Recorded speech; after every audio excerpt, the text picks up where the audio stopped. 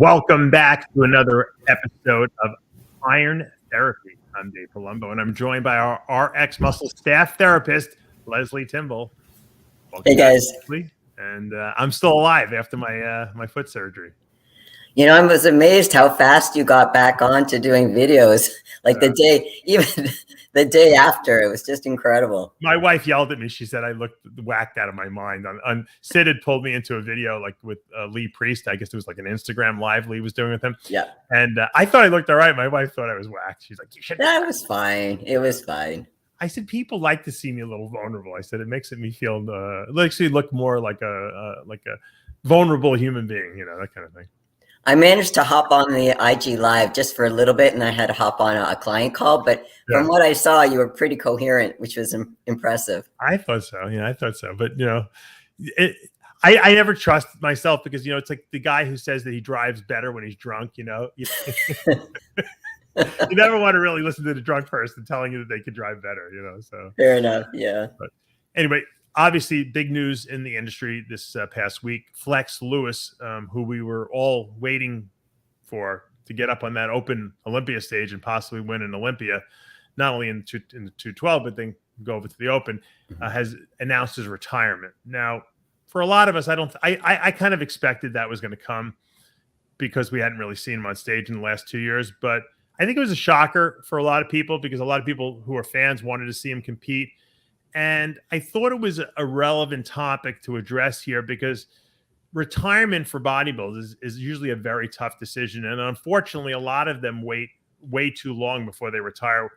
Flex seems to have made a very, you know, I wouldn't say premature, but definitely a decision prior to him maybe experiencing a down slope in his physique. So he's quitting on top is what I like to say. And that's hard for a lot of guys because a lot of guys want to go one more. Let me see how good I am.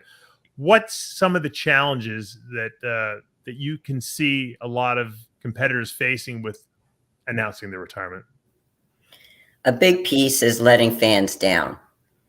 Yeah. You know, and you know, for people who don't know Flex, I mean, I was fortunate to train at the Dragon Slayer for 6 months. And so I saw Flex up till I think I left in the end of February. He was training like he was training for the Olympia. There was no question.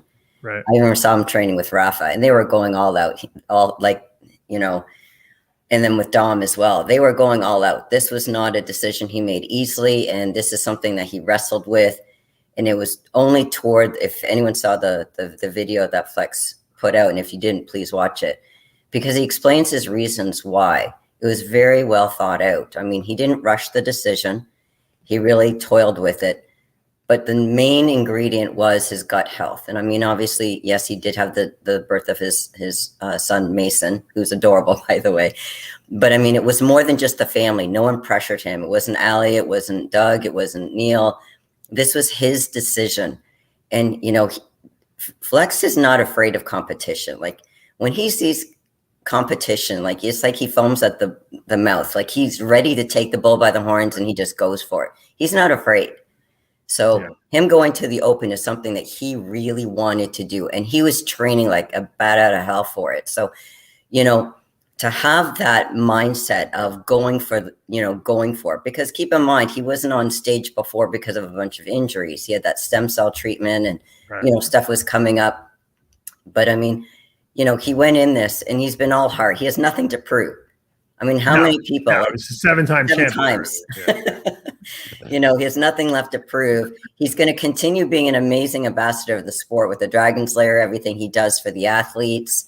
I mean, I'm an amateur and he treated me like a pro. Like, I mean, it's just, he's so kind to everybody. So for people who are not in the same mindset as Flex and are, let's say, forced to retire for one reason or another, that can do a big number because it's I didn't achieve what I wanted to achieve, whether it's that one more title or whatever it may have been. And again, it could be for other reasons. It could, like his was gut health. There could be injury. A lot of people retire because of injury, you know, or other kind of health concerns. Just saying, you know, it's about longevity. Bodybuilding is part of our identity, yes, but if it's the only part of your identity, that's an issue. Right. So so I would encourage people who are struggling with that mindset. they have to create a different identity. It doesn't have to be completely out of bodybuilding. I mean, look at Jay Cutler. I look at me. I mean, I'm still involved in bodybuilding, obviously. Absolutely. That's my profession. So yeah. Let me ask you this question, because, Flex is retiring because obviously, let's face it, it's not just one thing. He's got a newborn baby, and I know what a newborn baby means. It means you don't sleep well at night. The babies come first. Plus, he has his other daughter there as well. He's got to give attention to. He's got a business he's running, multiple businesses, not just the gym, obviously. And at the end of the day, he's then when you start experiencing some health issues, or maybe like you said, he can't eat the food, and we don't even know what's causing. He doesn't even know what's causing it. I think it could be stress related, just because of everything he's got going on. What if, like, in 2-3 years from now, things calm down? His youngest is in school now, and he's got more time during the day, like I do now. Now he's training. His training is going well. He's feeling healthy. I wouldn't rule out the fact that I think we're going to see Flex Lewis again on the stage. I know right now he's saying no, but I would not be surprised if he did come back in a couple of years. What was Chris Aceto's prediction on that one? Well, Chris said he wasn't going to compete this year. He thought it was too much. Right. And so he was right about that he wasn't going to be on the Olympia stage this year. But that doesn't mean that, he won't be on an Olympia stage in the future. Like, if he didn't have a child this year, we might have seen Flex compete, trust me, people don't realize it until they have kids. I didn't realize this. When you're not sleeping, enough hours at night, and you're training hard, and you're trying to push your body through the normal, routine where before you could take naps and you can do pretty much whatever you want on your own time frame, your body changes. It gets stressed out and it doesn't respond the way it used to. So I wouldn't be surprised, like I said, if Flex's body is having these weird, I guess he was complaining of nausea and he couldn't hold food down. That definitely could be stress related, don't you think? Because he went for all these diagnostic tests and everything seems to be okay with him, right? I mean, it could be stress, but the thing about that Flex really has in his corner is Allie. I mean, she is an amazing woman. I don't know if Flex would be where he is today without her. You know that expression, behind every great man? Yeah. Well, Flex is a great man, but let me tell you, Allie's an amazing, amazing woman. I've seen her. The way she helps run that business and the family, he can just focus on his stuff. So I'm not really convinced that if he didn't have Mason, I don't know if that necessarily would have affected the decision. Does it play a part? I think it does a small part. There's a level of, let me tell you, look, my wife, Amanda, runs everything. She runs RX Muscle. She runs Species Nutrition, my DavePalumbo.com website. She takes care of the 3 kids, with me, but she does, the women always do more. Okay. There's just, because that's mommy, everyone wants mommy. And, now I have my foot that's down. So she's taken over some of my responsibilities now. So I know what it's like, to have a strong woman who's doing something, but at the same time, as the man, you feel a level of, even though they're kind of giving you the freedom to do what you need to do, you still have that obligation. You don't want to neglect your kids. You don't want to be an absentee father. And I think there's a lot of guilt there that maybe he's not even consciously aware of, or maybe he is consciously aware of it. I think it's just not the right time for him to do the show, because if he's going to win the Olympia, which is what he wants to do, he needs to go in at 100%. His mind has got to be absolutely firing with no doubt in it whatsoever. And I just don't think this is the right time. I think we will see him. But I do want to discuss the mindset of the retiring bodybuilder, because look at someone like Dexter Jackson or some of the other bodybuilders that we've seen retire in recent year, Branch Warren. I mean, what are some of the things that they have to really focus on so that they don't get depressed and they don't get to the point where they feel like maybe they're not useful or they're just not as relevant anymore? Well, it's reinventing yourself. I mean, I've used this word pivot before, but whether it's bodybuilding or something else, it's about having another interest and really focusing your energies on it. It's almost similar to once you've done a show, is kind of like the now what, you feel lost. And when people retire because they're used to, I mean, look at Dexter, he's been doing this more than anyone for how many shows. Right. He is another one who does nothing to prove. And it's just trying to say, okay, how can I reinvent myself? How do I stay relevant? And there's a lot of different things you can do, especially, I mean, as much as I can do a podcast on the the downfalls of social media, there's actually a lot of upswings for social media. Sure. And if you know how to capitalize on that, you know, building your brand, that can be really helpful because, you know, everyone has made it to the top. I mean, Dexter is no, you know, stranger to the stage. Mm-hmm. Like he's got a wealth of knowledge and, you know, he has that love. Like it's not something you just do. This was not just a hobby. This is a passion, you know, and to be able to share that with other people who are, let's say, coming into the sport or have been in the sport and need that fine tuning, you know, who doesn't want to share their knowledge about that? I mean, I could see Dexter absolutely doing that, you know, and also, you know, he spends time with his family and he has hobbies. You know, that's awesome. But yeah, it's about reinventing yourself. Branch Warren, he's not bored. He's like, whether he's hunting or he's like, he's a busy dude. So, I mean, you know, these guys are really smart because they know how to keep busy and have a life outside of bodybuilding. Bodybuilding is important, don't get me wrong, but it's important to have that identity. So for people who are retiring, Dave, to answer your question for the mindset, is having that identity apart from bodybuilding is really important. Unless bodybuilding is that important. Look at Jay Cutler. Like Jay Cutler does not need the money from his supplement. He does not need to be on the road every weekend, you know, going to a show and sponsoring stuff and promoting his brand. He just doesn't need it. He's set for life. He does it because I think he wants to be involved in the bodybuilding industry and be relevant because it makes him happy and that gives him pleasure. And he knows he can't compete at the highest level anymore. So that's off the table at this point. So he puts himself out there. And I think that, you know, it's a labor of love, really, because he's obviously not getting paid well for what he's doing. You know, he's spending way more time and getting way less return, but it doesn't matter to him because he doesn't need the money. He's doing it because it gives him pleasure, and like the way it would when he would train for the Olympia and compete on the Olympia stage every year. Yeah, I mean, like you said, I mean, it can still be in bodybuilding. It can be in the field of bodybuilding and just take a slightly different form. There's nothing wrong with that.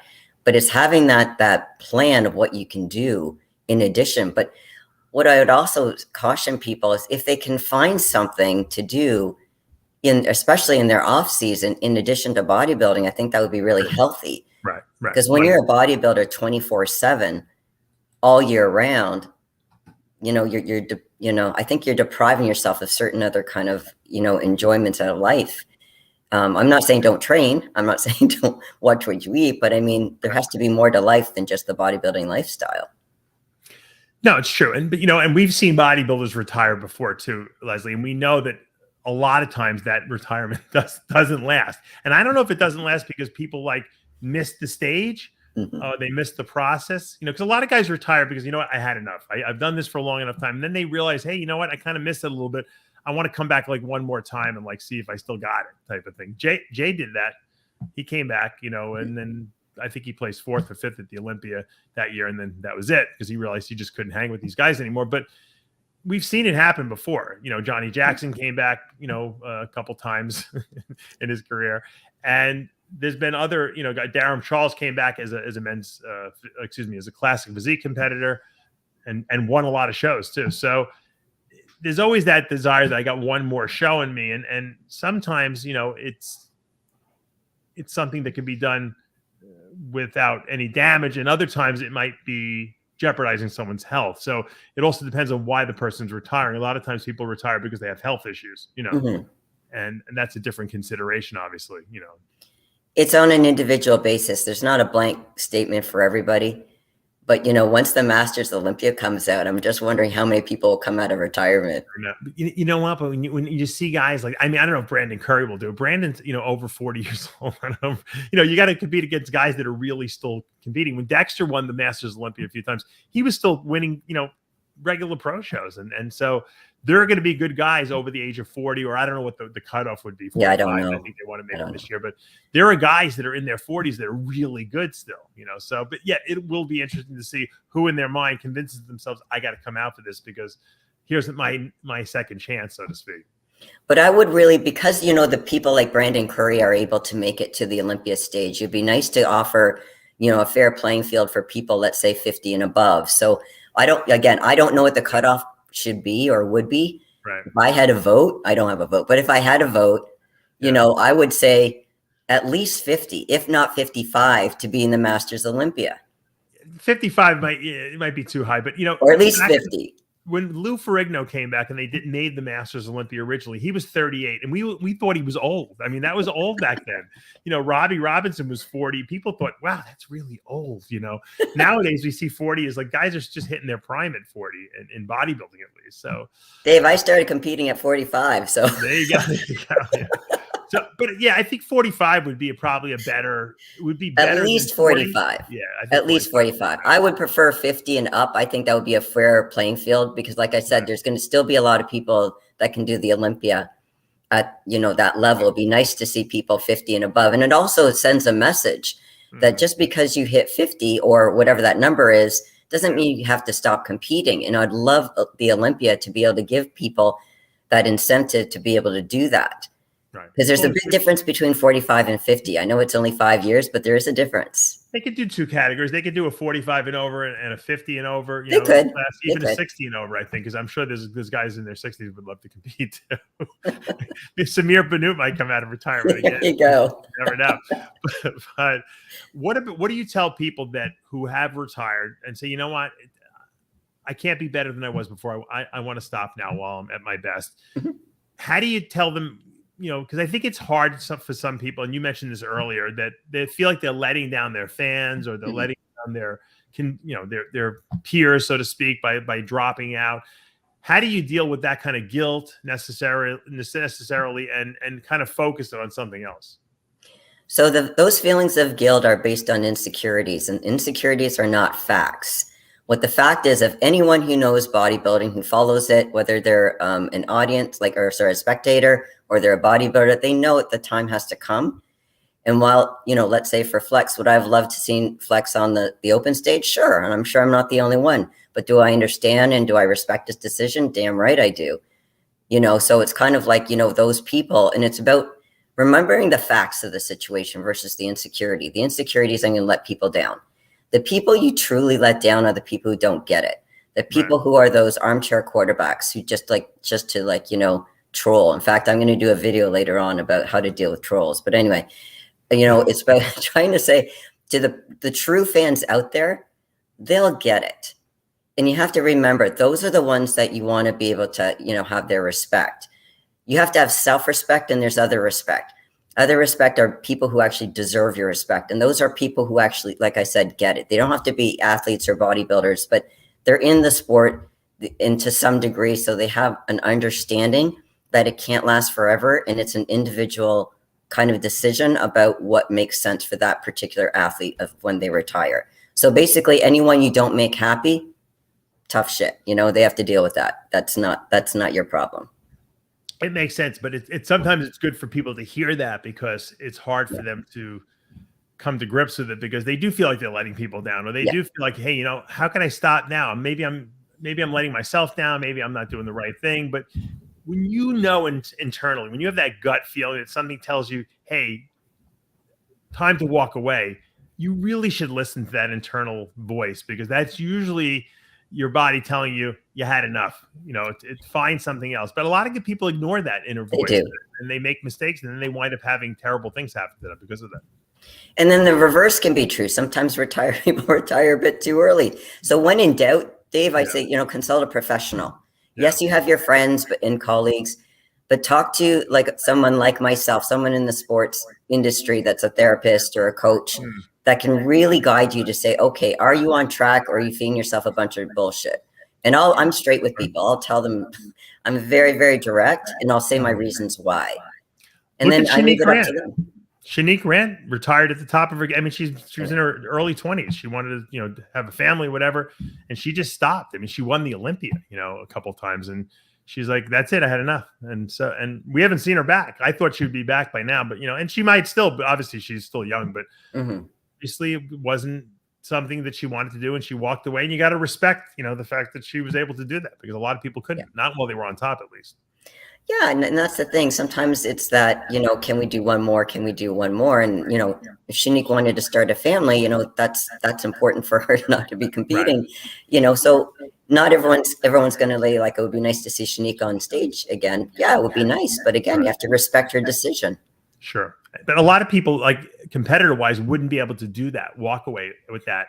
because their ego is so entrenched in, hey, I'm Miss Olympia. I need to, defend that title because I'm the best in the world. I have to respect her for being able to do that. I don't know if I would have been able to do that, even though she did lose that Olympia. Yeah. I mean, she literally could have come back the following year and won again. So, I mean, to walk away at that point was, took a lot of balls, I think. It did. And that's, with any sport, when people walk away, you're always good. You see, here's the thing, Dave, you're damned if you do, you're damned if you don't, because you're always going to have people that are on your side, and there's always going to be a slam load of people that are not. So at the end of the day, it's trying to saying, okay, are you doing this to make you happy or everyone else happy? Because when you do retire, no one else is in your shoes. No. They don't have to live the consequences, whether they're health, whether it's family, whether it's friends, whatever it might be. You have to be able to learn with the fact of not everyone's going to like you. Not everyone's going to like your decisions. And you have to live with that. And that's easier said than done. It's true. You know what? And it doesn't really matter if anyone likes your decisions or not, because you're the only one who has to be comfortable with them. When I got out of medical school, a lot of people thought I was crazy. They said, just finish. And for something internally told me that you were done already. You're done. Move on. Don't worry about what other people think. And that was a tough decision for me to deal with, because I felt like I was letting people down, but I knew internally that I was making the right decision. So when you're making the right decision, don't worry about what anyone else thinks. You could talk to people and get their opinion on it, but at the end of the day, it's your decision to make, and I think Flex made a very bold decision. I think that it was, I know it was tough for him to make it. I personally don't think he's completely done, but if he is, then you know what? I wish him the best, because he has a lot still to offer to the sport of bodybuilding, via his gym, via, the people that he helps and mentors, and via just his personality that will, I'm sure, be at many of the big shows for the next, 20, 30 years or whatever it is. I mean, he started his own podcast, which is amazing, but he even alluded that there's more stuff to come. So I'm really excited to see what Flex has. Well, yeah, he wants to stay involved. That's obvious. And that's important to him. So, well, Lesley, thank you for once again giving us, your bird's eye view as a therapist on what it means to retire and how people can help deal with it. And if anyone does want to get in touch with you, if they're feeling like maybe a need that they want to retire or they want to make a big decision in their life, what's the best way for people to contact you and do online sessions? Send me a DM on my Instagram. So my Instagram handle is LesleyT_mental_iron. There you go. If you think that Flex Lewis's decision to retire was a good one or a bad one, put them in the comments below. And if you have any topics for future shows that Lesley and I can discuss, you could also put those in the comments below, and we will read them. And hopefully we will be able to do some future shows based on your comments. For now, I'm Dave Palumbo with our therapist, Lesley Timbol. We will see you next week. Take care, guys.